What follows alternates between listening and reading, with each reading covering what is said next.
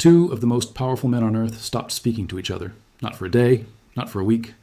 For months, the personal channel between Saudi Arabia's Crown Prince Mohammed bin Salman and UAE President Mohammed bin Zayed went completely cold. No calls, no messages, no backroom diplomacy, just silence. And in the Middle East, silence between allies does not last forever. It always ends with something loud. On December 28, 2025, it ended with an airstrike. Saudi warplanes bombed the southern Yemeni port of Mukalla. Not Houthi positions, not Iranian-backed militias.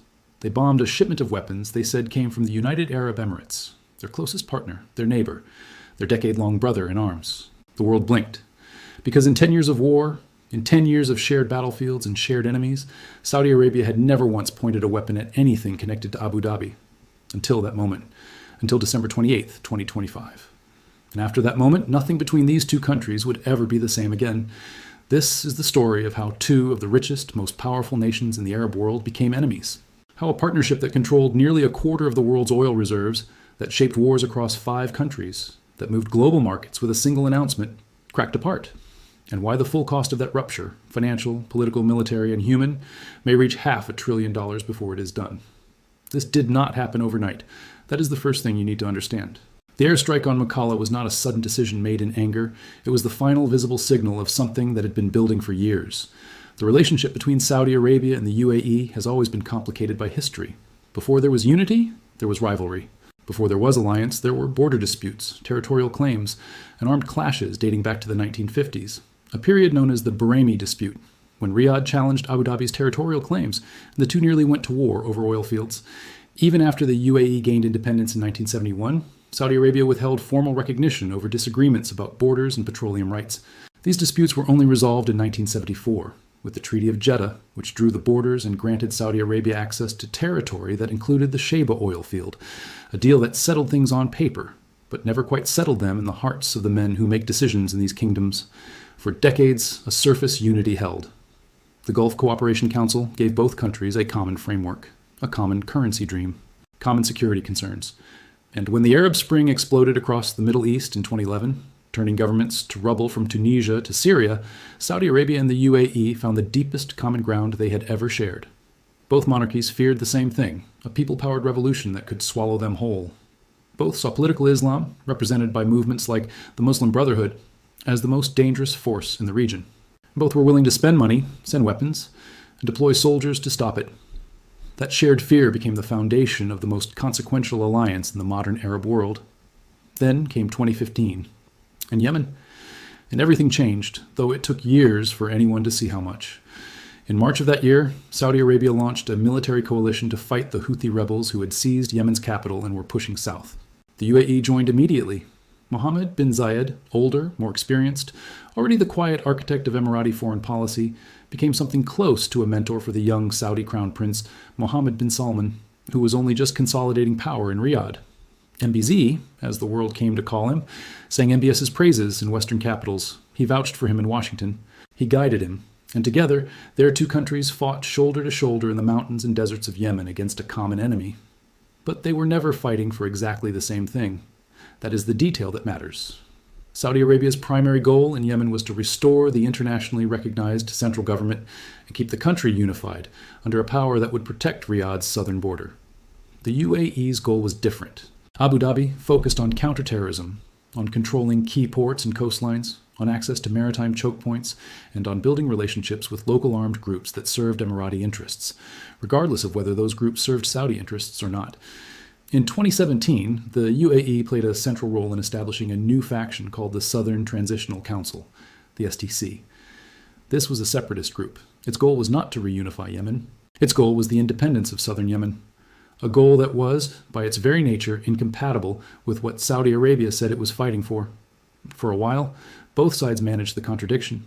The UAE reduced its direct military presence in Yemen in 2019, quietly pulling troops from the front lines while keeping influence through the STC and other local partners.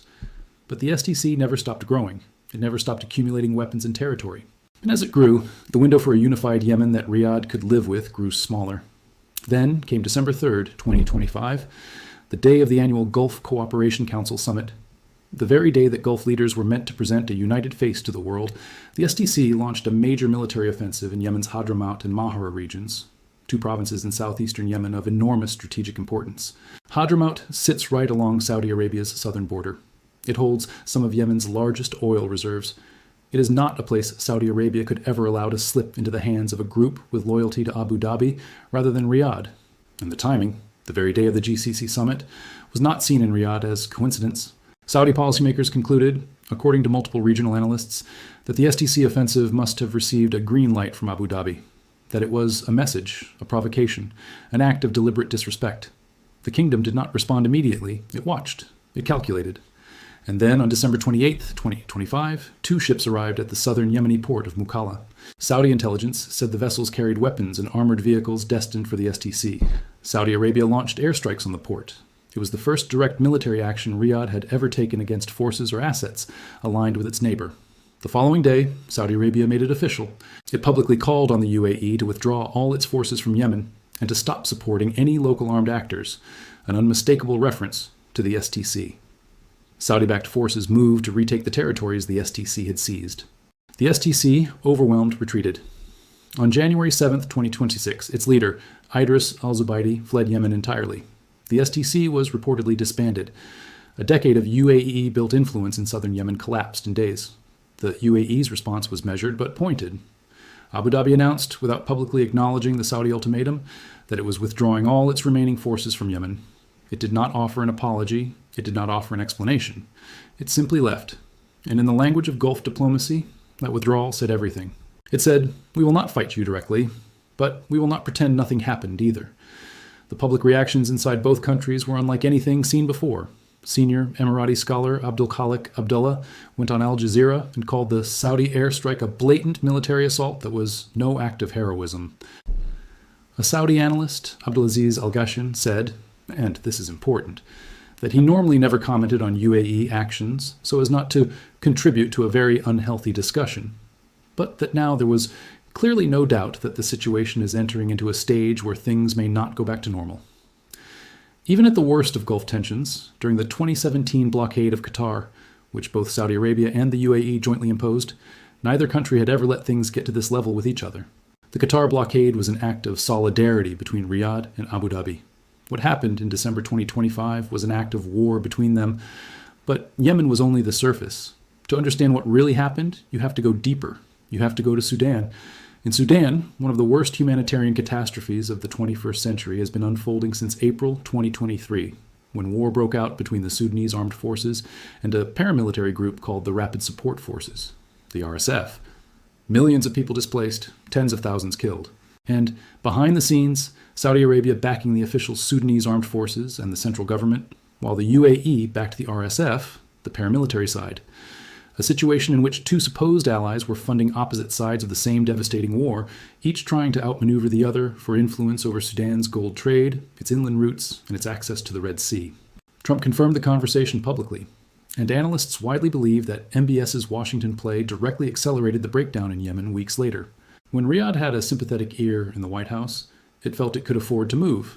It could afford to confront Abu Dhabi openly, confident that Washington would not decisively side with the Emiratis. There is something else worth pausing on here. Something about what it means when one country, Saudi Arabia, publicly expels the leader of another country's proxy from a joint governing body, and that leader, Idris al-Zubaydi, the head of the STC, flees Yemen entirely on January 7, 2026. That is not a minor diplomatic embarrassment. That is Saudi Arabia looking Abu Dhabi in the eye and dismantling, publicly and completely, a decade of Emirati strategic investment in southern Yemen. Every weapon the UAE provided, every relationship it built, every dollar it spent cultivating influence in Aden and Hadramaut, gone, seized, reversed, in a matter of days. That is a message. And the message is, we are stronger here than you are, and we are willing to prove it. The UAE heard it, and the UAE did not forget it. And then there is the question of Israel. It sounds like it should be separate from all of this. It is not. The UAE normalized relations with Israel through the Abraham Accords in 2020, a landmark agreement that reshaped the Middle East and earned Abu Dhabi enormous goodwill in Washington and Tel Aviv. Saudi Arabia never followed. MBS has resisted American pressure to normalize with Israel, particularly while the Gaza conflict continues. But the deeper problem is that the UAE's alignment with Israel has begun to look, from Riyadh's perspective, like something more than a peace agreement. It looks like a strategic encirclement. Consider the details. Israel had an intelligence presence on the Yemeni island of Socotra, an island that, until December 2025, was effectively under UAE control. Israel has recognized the breakaway Republic of Somaliland in exchange for military access there, a region where the UAE has a long-established presence, including a military base at the Berbera port. In Sudan, the UAE-backed RSF paramilitary has its own connections to Israeli interests. Saudi Arabia is being asked to normalize relations with Tel Aviv while watching its closest supposed ally appear to be building, alongside Israel, a network of influence that presses against Saudi borders from multiple directions, from Yemen south, from the Red Sea, from the Horn of Africa. That is not a coincidence that Riyadh is willing to ignore. Saudi analysts have said openly that the kingdom now views strategic alignment between the UAE and Israel as an attempt at encirclement. That word, encirclement, is the kind of word that precedes serious decisions. And it is not just the military dimension where the two countries are pulling apart. It is the money, the economics, the competition for the future of the Arab world's wealth. And that competition may ultimately cost more than any battlefield could. Together, Saudi Arabia and the UAE control approximately 24% of the world's oil reserves. Together, they are the two pillars of OPEC+, the expanded oil cartel that manages global energy supply for some of the world's largest producers. For years, that shared interest in oil kept them aligned on the fundamentals, even when they argued about everything else. But even that shared interest has been cracking. In November 2020, and again in July 2021, Emirati and Saudi officials openly clashed at OPEC+ meetings over oil price and production levels. The UAE argued that its production quotas were unfairly set, that the baseline from which its cuts were calculated did not reflect its actual capacity, and that it was being penalized for investing heavily in expanding production while other members were not. The dispute nearly derailed the entire OPEC+ framework before a compromise was reached that raised the UAE's baseline production quota to 65 million barrels per day. But the compromise did not remove the underlying disagreement. It papered over it. The UAE has an ambitious plan, backed by over $120 billion in investment, to expand its oil production capacity from 8 million barrels per day all the way to 5 million barrels per day by the end of the decade. It wants to pump as much oil as it possibly can before the global energy transition makes that oil worth less. Saudi Arabia, meanwhile, prefers a coordinated approach within OPEC+, managing supply carefully to keep prices elevated. These two strategies are not compatible. One requires discipline, the other requires urgency. And when those two impulses collide at an OPEC+ table, the result is not just an argument about barrels. It is an argument about two entirely different visions of what the Gulf's economic future should look like. Beyond oil, the economic competition between these two countries has become one of the most consequential rivalries in global business. For decades, Dubai ruled as the Gulf's corporate capital, the undisputed hub for international companies seeking a base in the Middle East, a crossroads of finance, logistics, aviation, and trade that no other regional city could match.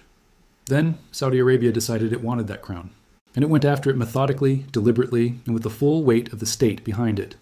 The numbers give you a sense of the scale. In 2024 alone, Saudi Arabia attracted over 200 new multinational regional headquarters as a direct result of its relocation mandate, companies that had previously anchored their Gulf operations in Dubai. Some came willingly, drawn by access to the Saudi market and government contracts. Others came reluctantly, calculating that the cost of not complying was higher than the cost of moving. Either way, they came, and every company that moved its regional headquarters from Dubai to Riyadh was, in economic terms, a point scored in a competition that neither country acknowledges publicly, but both countries are fighting fiercely. In 2021, Riyadh issued a decree. Any company wishing to hold lucrative Saudi government contracts would need to relocate its regional headquarters to Saudi Arabia by 2024. It was targeted directly at Dubai. It was designed to pull multinationals out of the UAE and into the kingdom. Riyadh offered tax incentives. It offered land. It offered access to the enormous Saudi market. Saudi Arabia launched Riyadh Air, a new national carrier positioned to compete directly with Emirates and Etihad, Abu Dhabi's flagship carrier. Vision 2030, the sweeping economic transformation plan championed by MBS, included the development of world-class tourism, entertainment, hospitality, and sports industries, sectors in which Dubai had been the unchallenged regional leader for 2 decades. And in 2021, Saudi Arabia also tightened the rules governing what goods qualified for tariff-free status under Gulf free trade agreements, a move that appeared specifically designed to disadvantage products flowing through the UAE's many economic free zones. These are not accidents. These are deliberate economic choices aimed at restructuring their regional economic architecture in Saudi Arabia's favor at the direct expense of its supposed ally. Africa has become another battlefield in this rivalry. Since 2022, Gulf states have announced over $175 billion in clean energy investments across Africa alone, with Saudi Arabia and the UAE the two dominant players and two intensifying competitors. Both are racing to lock up critical mineral supply chains, strategic port access, trade corridors running from the Red Sea to the Indian Ocean, and political influence over governments that control resources the world will need for decades in Ethiopia, in Egypt, in Somalia, in Eritrea, in Mozambique, in the Democratic Republic of Congo. The flag of whichever Gulf power arrives first, with the biggest check and the best terms, is the flag that shapes those countries' alignments for a generation. And right now, Saudi Arabia and the UAE are not just competing. They are actively undercutting each other. Saudi diplomats in Mogadishu have watched UAE military advisors build relationships with Somali officials.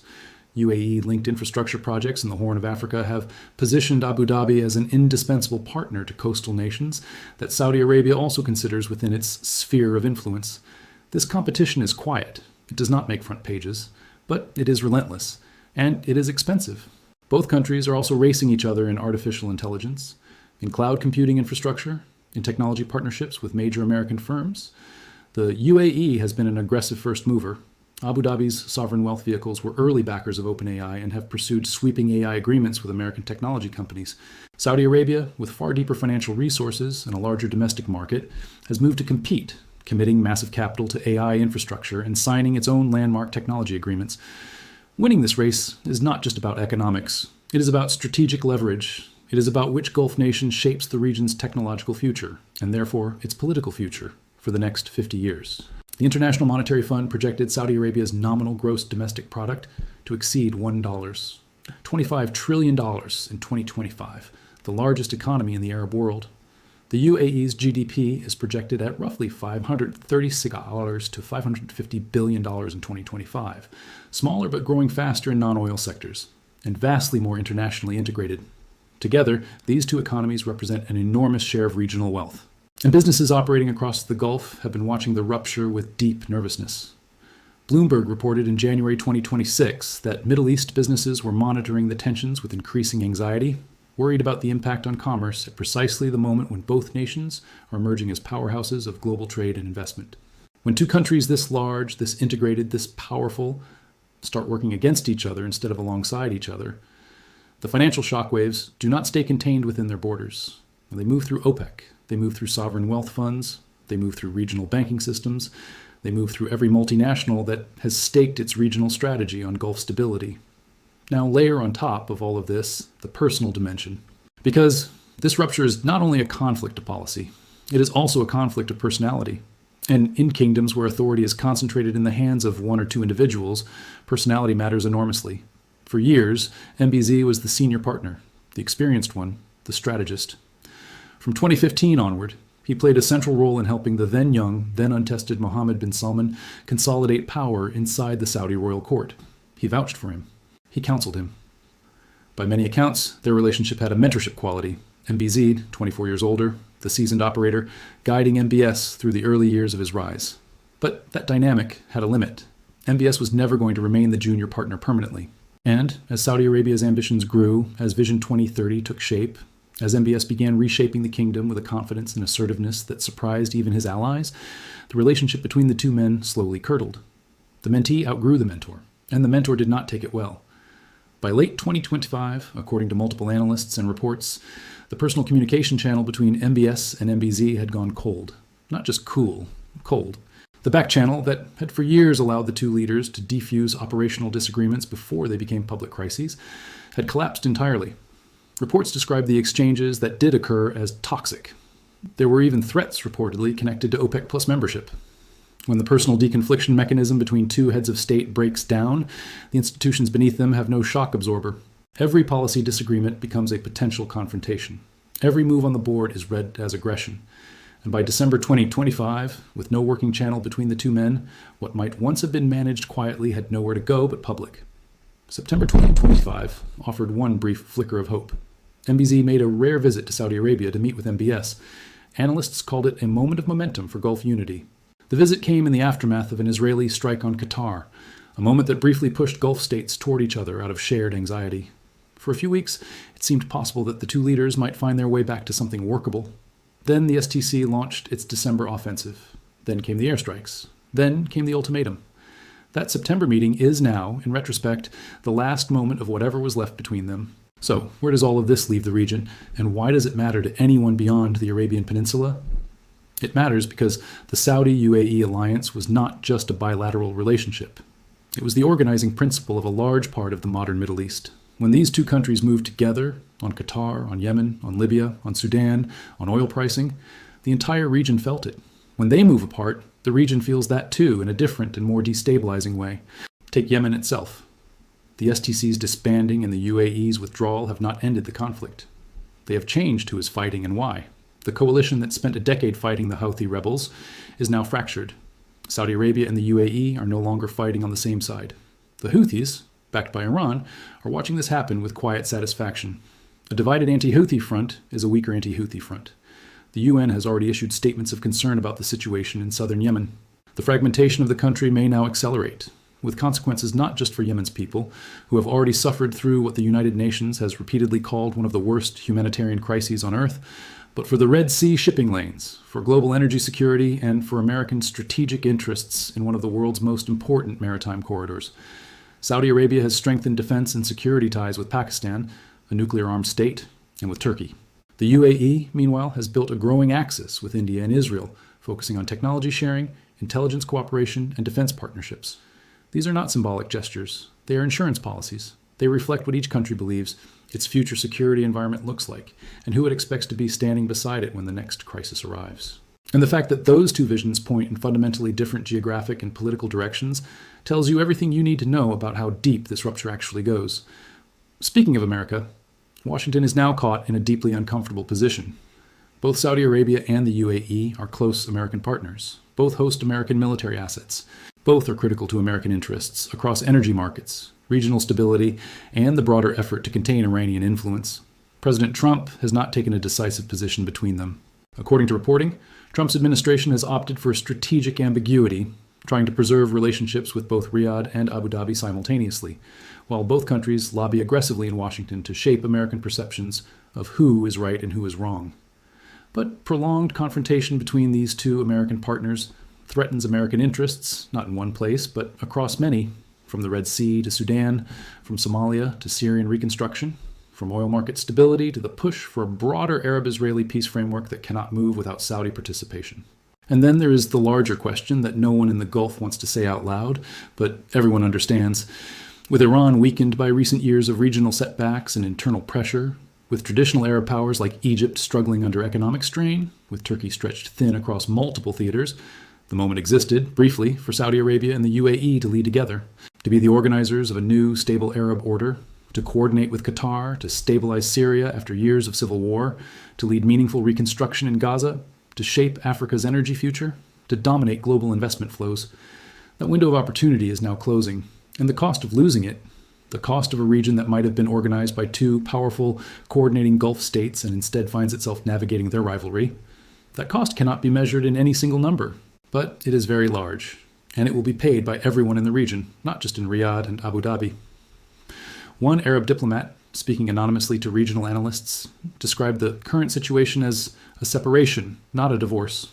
The idea being that both countries understand, at some level, that they cannot afford a total rupture, that if they fall too far apart, the vacuum they leave will be filled by Turkey, by Israel, by Iran, or by pure chaos, that the opportunity of the post-Iran Middle East will be lost, that the mutual interests that brought them together in the first place, opposition to political Islam, shared security dependence on the United States, the need to manage oil markets together, the deep economic ties between Emirati and Saudi businesses, have not disappeared.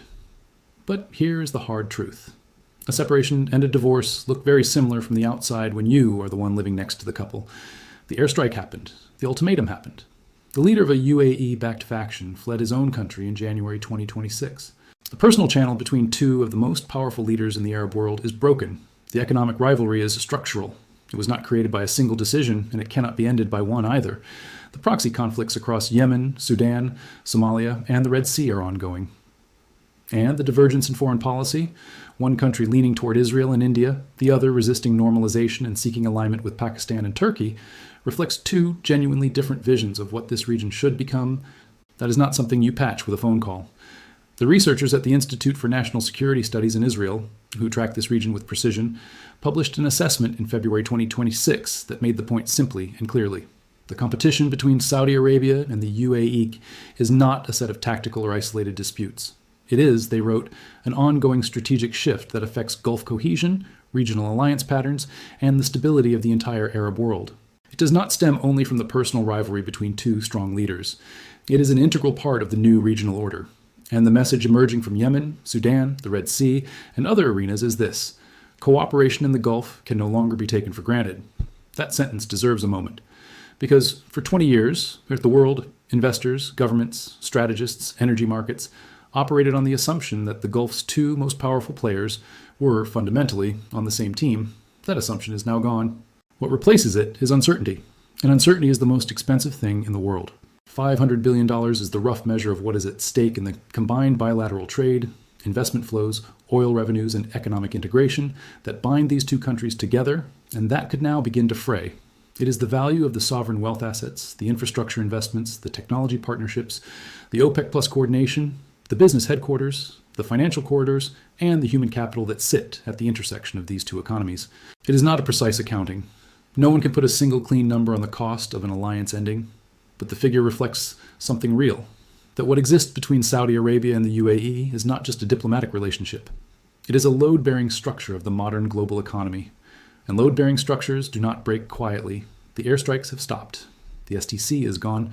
The UAE's troops have left Yemen. On the surface, the immediate crisis appears to have passed. But the forces that drove it, the competing visions, the broken personal relationship, the economic rivalry, the proxy wars, the divergent geopolitical alliances, none of those forces have been resolved. They have been paused. They are waiting. And in the Gulf, in the Middle East, in the world of oil and power and sovereign wealth and strategic competition, waiting does not mean peace. It means preparation. Two men who once stood together, who once shared a battlefield and a plan for reshaping the Arab world, are now on opposite sides of something much larger than a port in southern Yemen. Whether this is the beginning of a permanent divorce, or whether some future shock drives them reluctantly back toward each other, nobody knows. Not the analysts in Washington, not the diplomats in Brussels, not the traders in London who watch the oil price every morning, not even, perhaps, the two men themselves. What everyone knows is that the world of December 27th, 2025 is gone. The day before the airstrikes. The day when it was still possible to believe that the Gulf's two most powerful rulers were still, at heart, on the same side. That day is gone. And whatever comes next, for Yemen, for Sudan, for OPEC, for the Middle East, for the price of energy, for the future of the Arab world, it will be shaped by the fact that the alliance that built the last decade of this region has now ended, not with a negotiation, not with a press release, with the sound of Saudi bombs falling on a Yemeni port, and with the silence of two men who used to talk every week and who no longer speak at all.